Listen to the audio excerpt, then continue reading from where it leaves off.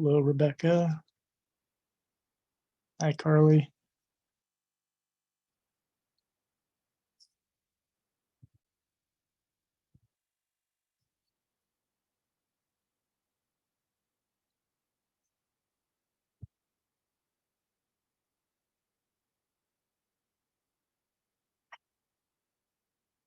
Hi, Cindy. Hi, Rihanna.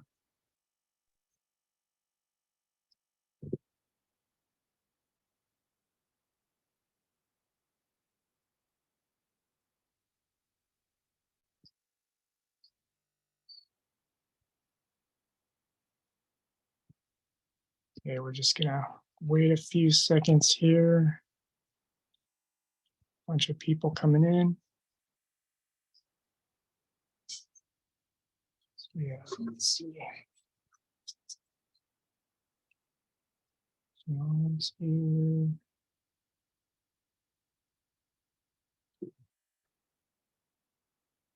Boring. Comes here.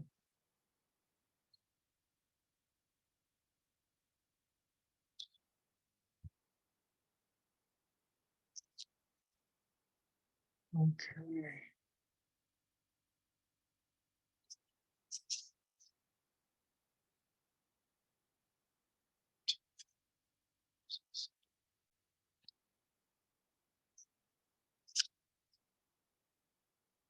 I think we're just missing one person.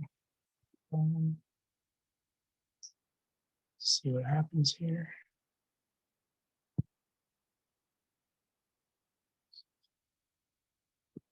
Well, we'll see if they hop in here in a moment.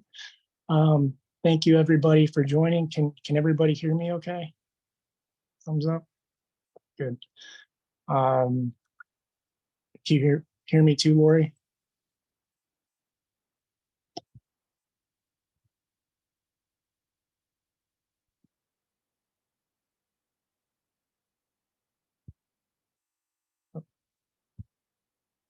You there, Lori? Can you hear me okay?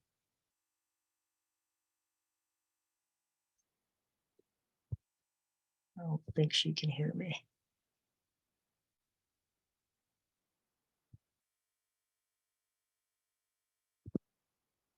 Let's see here.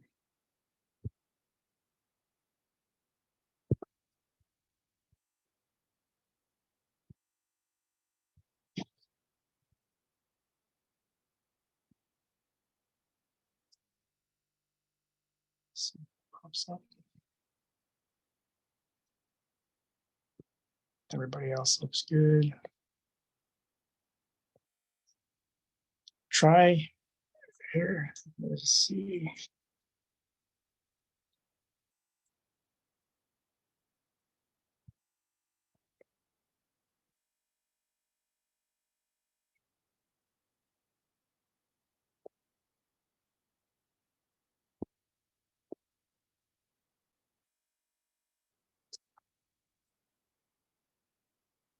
See if she comes back here. Let's just give another minute here and then go from there. Welcome, Amber. Hello.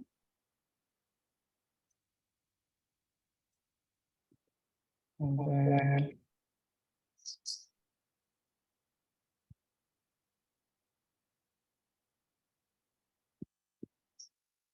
I think we're just waiting for Lori to hop back in here and then we'll be able to get started.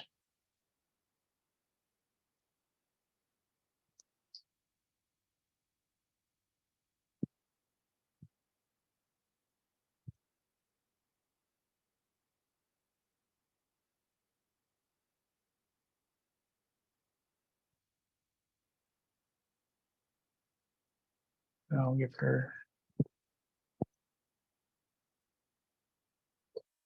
We'll see if she hops back on. I am recording the session, so if anybody needs to view it later, you'll be able to view it again.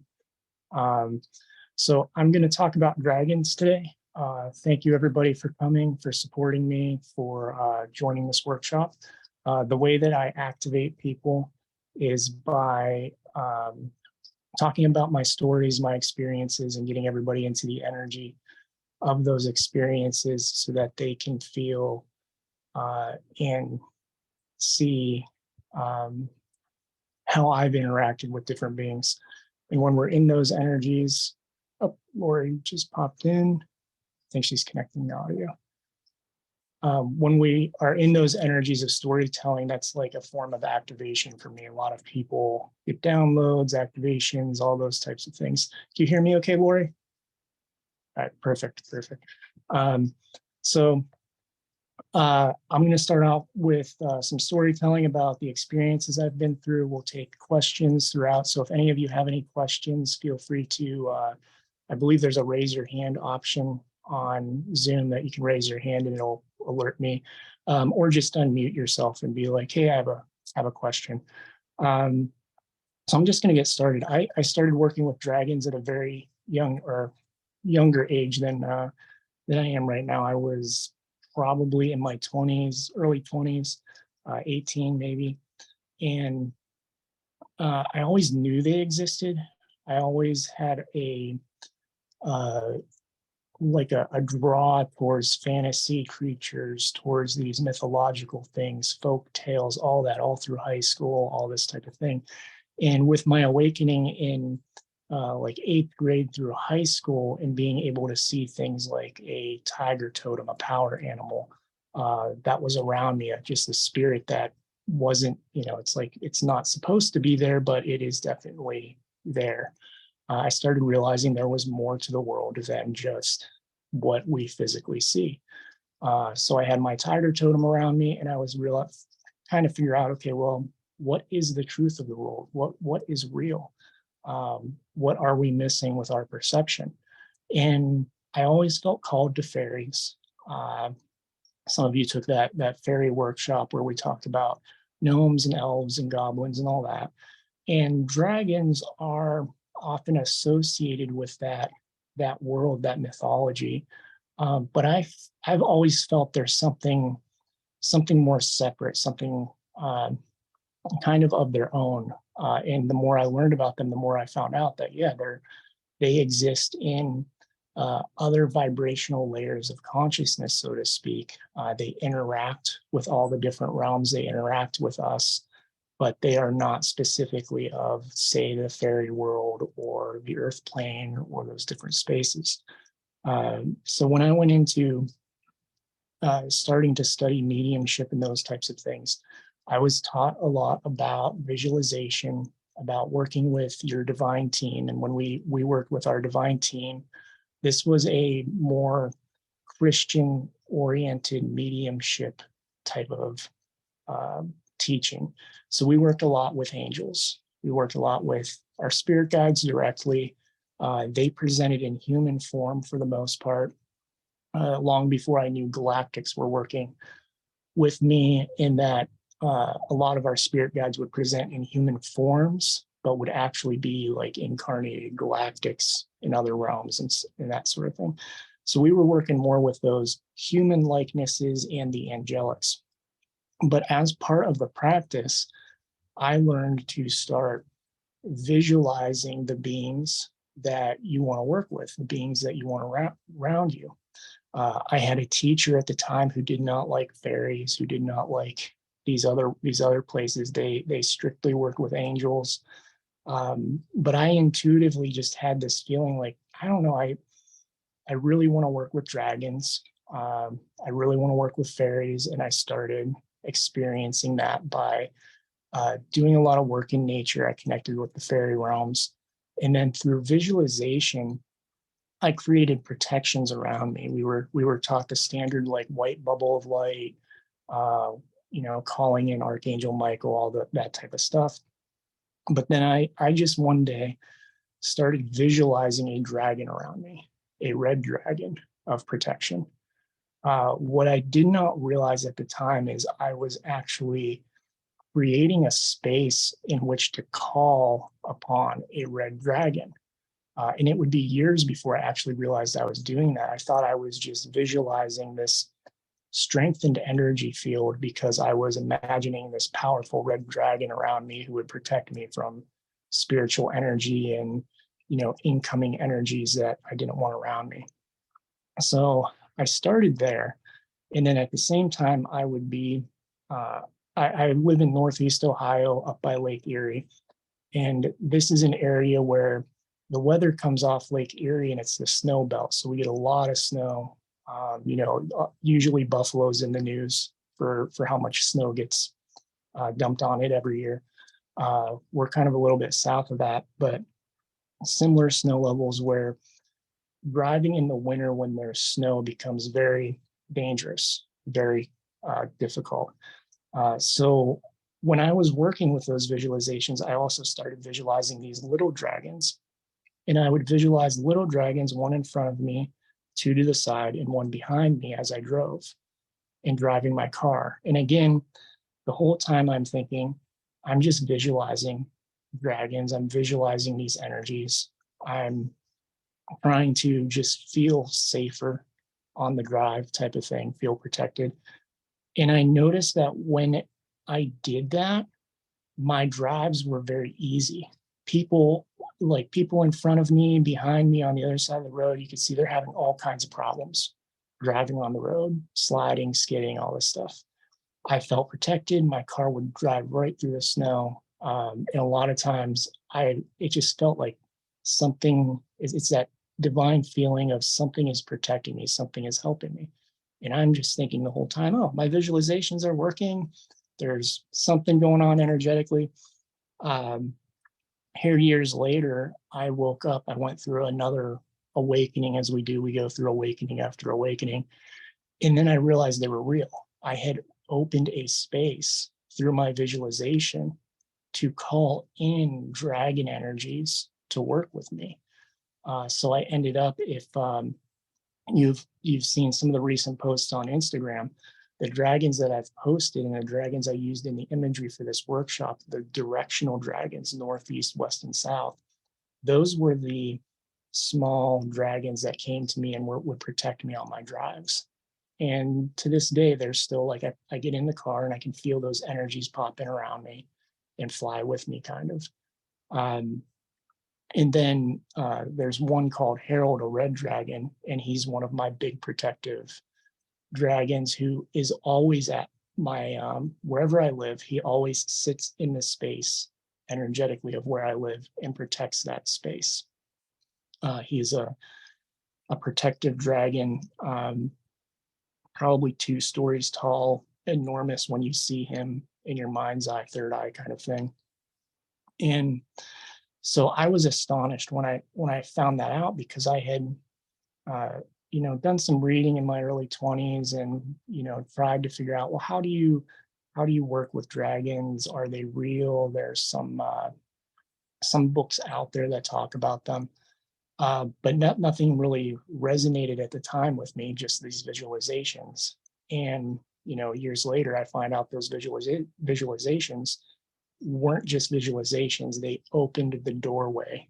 They opened, the gate to those realms, so to speak, for dragons to come to me and appear in my life. They have been with me ever since. The dragons of the directions have been with me since my 20s. Harold's been with me for probably just about as long. And I have experienced them protecting me when there are strong energetic differences or negative energies coming around. I have experienced them and watched them pull these energies away and help me and intuitively guide me as well. So I started, wait, get back to my notes here. So I started working with them more in depth, and I didn't realize, long before I realized galactics were here, I was working with faeries, and I worked with the dragons very closely. But I never thought they were much more than just energies that would protect me, kind of thing. I never thought I could be like friends with them, have, to go places and just be like, hey, I have a friend who's a dragon and I'm going to go see that dragon type of thing. Um, I started going through some uh, difficulties in my life when I was living with my ex, and I could feel the shift coming, the shift that was going to uh, essentially turn everything on its upside down and shift me out of that space. Something that was needed and necessary. Um, and as a lot of us that wake, we go through those types of shifts. And during the time, I was doing a lot of work, starting with to work with galactics, starting to work with all these other realms that uh, we we have in our mythology and our folklore, but really a lot of it's real. It's just been fictionalized or exaggerated in different ways. Um, and while that was happening, that's when I really started building more of a bond with my dragons. And while I was doing that, there was a Navajo guide that came to me and started saying, "We need you to go out to the Southwest. We need you to go to the Southwest, explore. We want to teach you about death work." I was doing death work with a death goddess in a village in Africa, energetically helping people move over and cross into new reincarnations and this other stuff. Um, so I was called out there by a Navajo guide. And as the dates approached for me to go on this trip, my ex and I, we go in to this, into the downtown area. We had just moved to this area and we were starting to explore it. And we find this little hole in the wall um, rock shop, like a crystal shop, more of a crystal shop than an actual rock shop. And so we walk in, there's crystals everywhere. The energy, um, it's very intense when you're allowed a lot around around a lot of crystals that are cleansed and all that. Very intense. But I walk in and I immediately start getting a headache, and I'm like, what the heck is going on? There's something high energy trying to connect with me, and I don't understand what it is, but I can feel that it's dragon energy and I can feel that. And I'm walking around this little hole in the wall crystal shop looking at amethyst, and I keep being drawn to these amethysts. And as I'm being drawn to them, I'm sitting there going, okay, I know I need to pick one of these up, but I don't know why. But my head is like pounding from this energetic connection, and I can't understand at the time what's going on. I've been doing a lot of work, waking, going through a new awakening, all this. And I felt that this was just an immense dragon energy. My ex sees me at the time and she's like, "Are you okay?" And I'm like, I just need to get out of the store. I can't. There's something in the store and I think it's a dragon and it's becoming too intense. I can feel it way too much. It feels like it's going to turn into a migraine.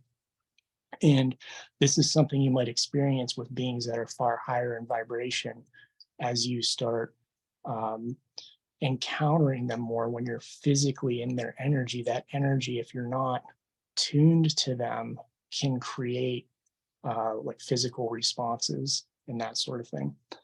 Uh, so we leave the store, and here she had ended up buying the amethyst because she felt intuitively guided to buy me an amethyst to give to me because I was refusing to do it in the moment, disregarding my intuition and just trying to get through this pressure around me.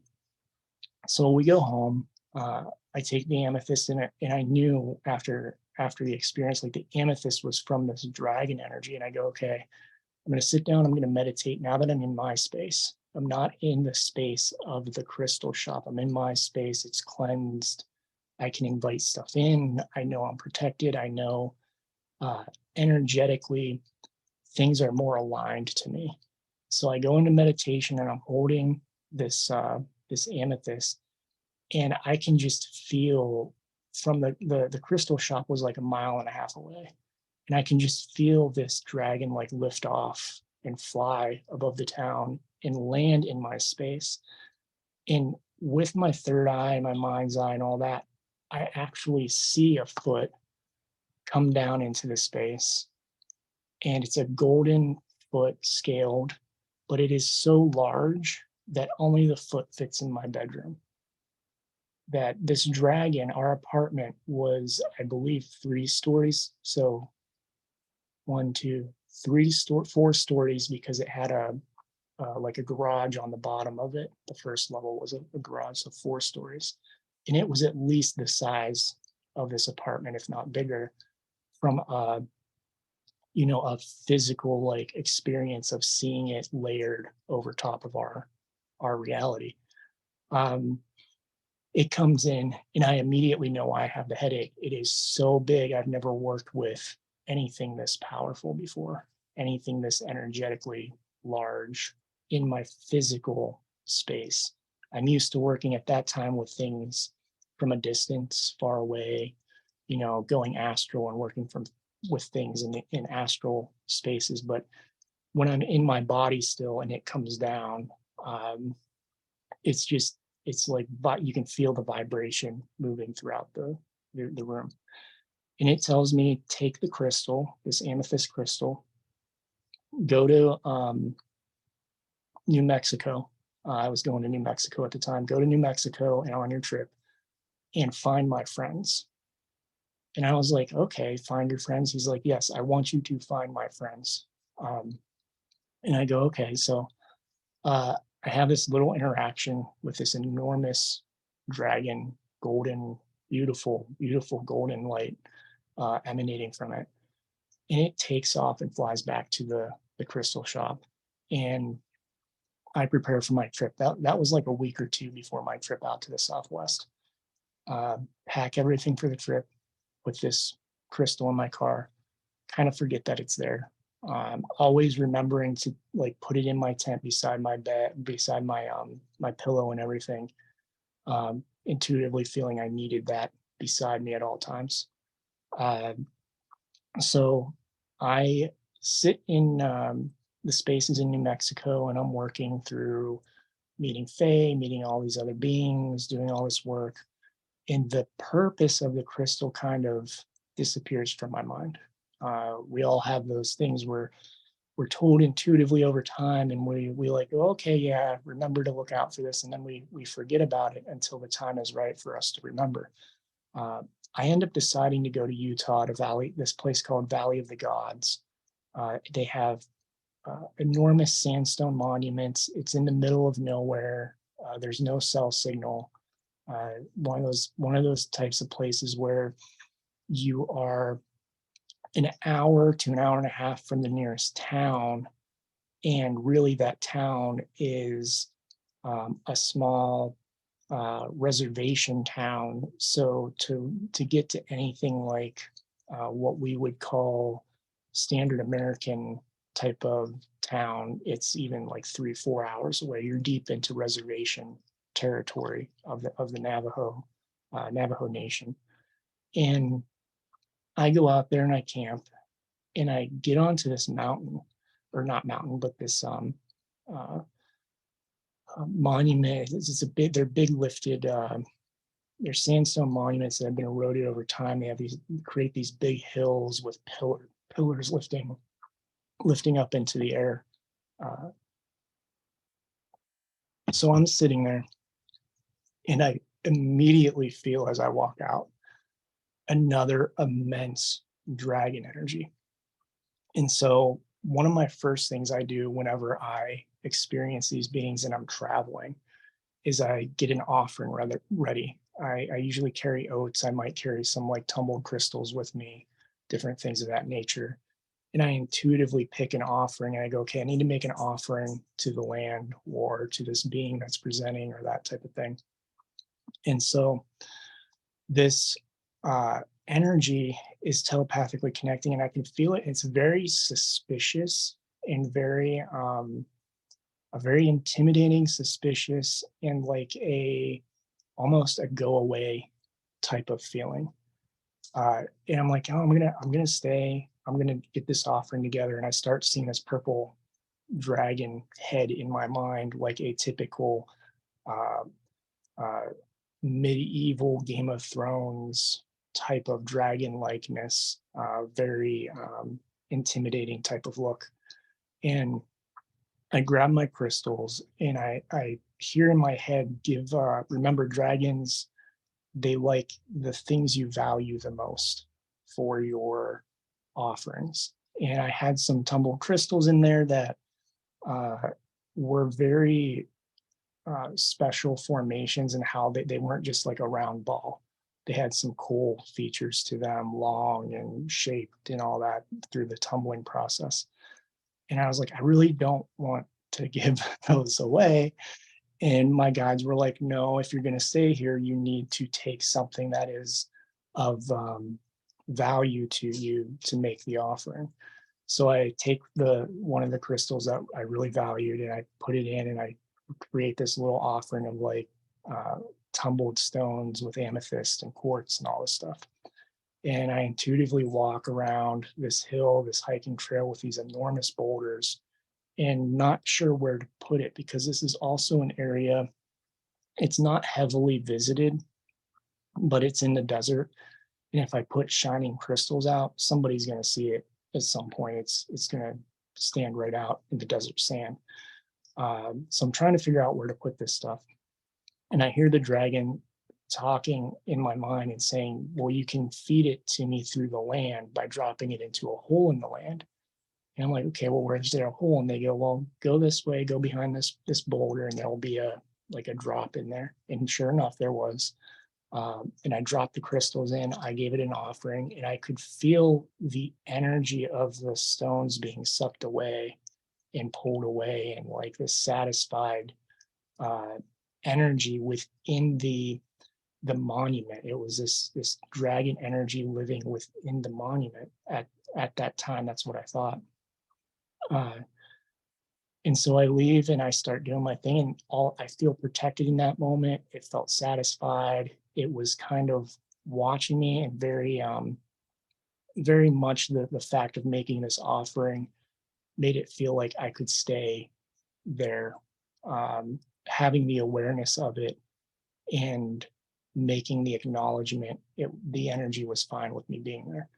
Uh, Now I stayed in this place for several days, and over time, I think the first day I was sitting there, the sun started going down. And when the sun goes down or comes up, dusk or dawn, those are good, uh, like these in between times where the energy is shifting.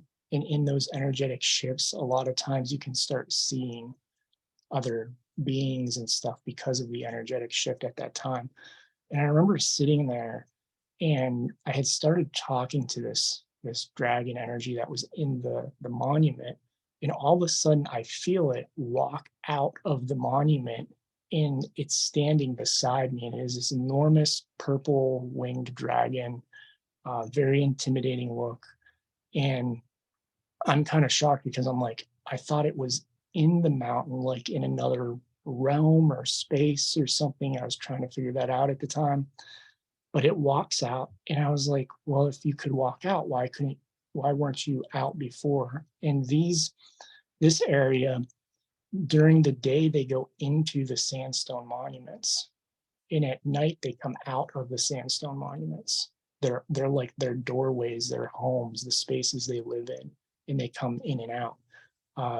They don't really leave the area. And when I say they, it's because when that happened, I started realizing, I looked across and I'm like, I watched the monument in front of me had this like uh, orange, reddish orange salamander. It was a dragon, but it had more of a salamander look to it, like round features, very soft, much kinder personality too. The purple dragon I'd been talking to was very stern, was very strict, was very don't touch that, leave that alone, that's mine. You know, you can camp there, leave everything else, the rest is mine, this is my territory type of thing. The other one had a much kinder personality and was like, yeah, come explore, look at this, you do this and that. At night I realized there was that one came out. In all of these monuments, you start looking and feeling with the energy, seeing in your mind's eye and feeling all these energies coming out of these monuments, and there's dragons everywhere. in this valley, all over the place. And here they live inside the monuments, and they come out in that space and do energy work and just sit. And they don't really, from my experience, they don't really leave the area. There's an energetic like wall of some kind around it, and I'll get to that a little bit later. But I was able to build a relationship and realize, wow, not only are they real from the sense of my like visualizing them and drawing them in, but there are dragons that exist in community style orientations around the world. And I was drawn there by this amethyst crystal that a golden dragon gave me and said, go to my friends. And it like took me a while before I remembered the crystal, and we went, oh, that's why I had the crystal with me, to make sure I was brought out there and they recognized me too. Part of it was me having that energy there. They would recognize who I was. And I still had to give the offerings. I still had to make the effort to work with them, the effort to communicate. But it made it much easier because it was like having the permission or referral of another dragon when I went out there to meet these energies. That was a magical time, because I got to sit there, and as I would hike, they would guide me. They would tell me where to go find things. The salamander dragon, at one point, I found a box. It was a sad moment. I thought it was going to be like a really cool treasure. Like, oh, I found this random ammo box sitting in the middle of the desert, all hidden, and there's going to be something cool inside of it. And the before I even opened it, they were like, you can look inside of it, do not take anything, it's for here, and leave something if you do look inside. So I made sure I left some crystals after I opened it. But when I opened it, there were a bunch of like kids' toys and different things, and you could instantly feel this energy of somebody's kid had passed out there, and this was like their spot that they came to and grieved the child, and the dragon was protecting that spot in that moment for that family, whoever it was. So I, packaged it back up, put it under the rock, and hid it so nobody else could see it. And went on from there. But they were guiding me the whole time, working on building my telepathic abilities, my vibration to them, understanding that they have very different personalities. There was this intimidating dragon on one side, on my campsite, and then you had this more soft personality on the other. And when the intimidating dragon would be like, don't touch that, the other one, like if it'd be like, don't touch that rock, this other dragon would go, you can come touch my rocks. Why don't you come over here? Come play with my stuff. It was like two bickering neighbors type of thing going back and forth. So very, very fascinating to find that out there, and to see that the layers that exist around us, that there are all these different energetic layers and that beings live on, and we can tune to them and experience them, and become friends with them. Essentially, we can become friends with them. They can help us heal, they can help protect us, and all these different things. So those dragons I worked with while I was out there. There were so many more out there that when I went back, I wanted to work with more. I did eventually go back about 2 years later, or a year and a half later, and spoke with the purple and the orange dragon more, and built those relationships, but didn't really get to the point where I was going out to the other monuments and working with those dragons yet. But what was phenomenal was knowing that when I got there, those two were still there, because you always have this feeling that, well, what if I did make it up? What if it wasn't real? What if, the other thing being, what if they moved? These are conscious beings. They can do a lot of, whatever they kind of want to do in their space, their reality. And so I went back, and sure enough, they were there, all still, sunset. They come out of the mountains, out of the monuments and stuff, uh, and started working with me more. And one of the experiences I had that second time is I was asking questions. I don't remember what questions I was asking, but I was getting confirmation through them and through other beings. Um, and I looked up to the sky, and I watched as the clouds shifted and turned into an enormous, um, like a sky dragon, serpentine in nature, where one cloud turned into the dragon head, the others all kind of followed in line with it and turned into a line, and then just slowly moved across the sky. And I could see in my mind's eye there was a dragon there, and the clouds were just kind of magnetically forming around the energy. Um, and it was coming at a time to verify some questions for me.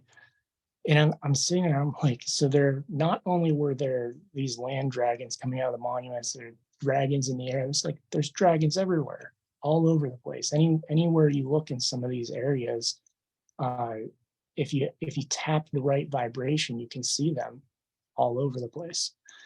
Um, and in that space, there was a storm coming uh, in Utah. Utah, this area of the desert is very windy to the point where it will blow you down, type of thing. Especially as the sun sets. When the sun sets, the wind gets really bad because of the difference in temperature.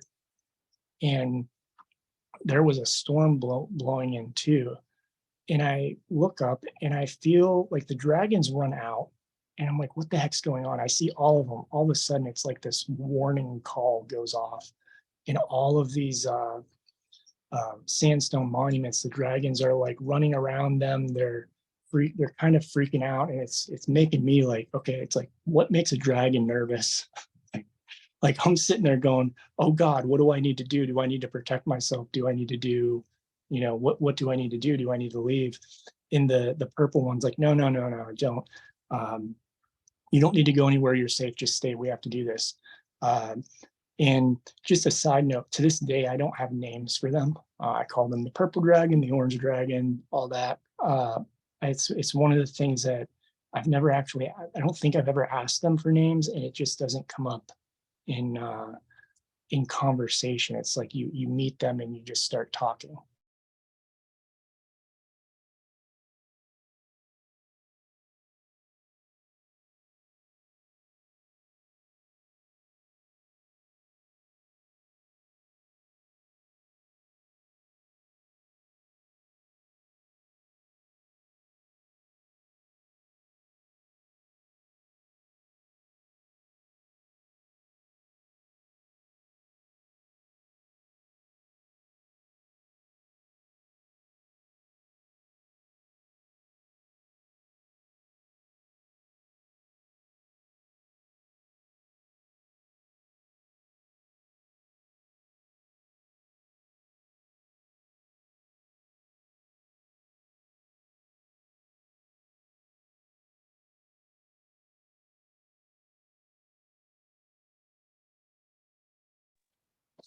Okay, is everybody back? Thumbs up.